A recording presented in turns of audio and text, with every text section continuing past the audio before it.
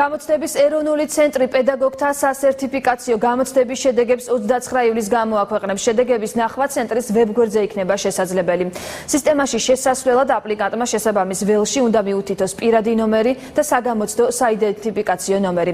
იქვე იქნება განთავსებული ნაშრომის სკანირებული ასლი და კონკრეტულ დავალებაში მიღებული ქულა. წელს მსურველებმა პირველად შეძლეს სახვითი და გამოყენებითი ხელოვნების გამოცდის ჩაბარება. მუსიკისა და სპორტის მასწავლებლობის მსურველებმა აპლიკანტებმა კი მხოლოდ პროფესიული უნარების გამოცდა ჩააბარეს. საგნობრივი გამოცდის შინაარსობრივი ნაწილის ფორმატზე ცენტრი კულტურისა და ძეგლთა დაცვის და სპორტისა და ახალგაზრდობის საქმეთა სამინისტროებთან ერთად მუშაობს. გამოცდება ჩაიარა ისე როგორც წინა წლებში განსაკუთრებული დარღვევები ნამდვილად არ ყოფილა. ზოგიერთი გამონაკლისის გარდა იქ იყო თქვა შემთხვევა რომ პედაგოგმა დააგვიანა.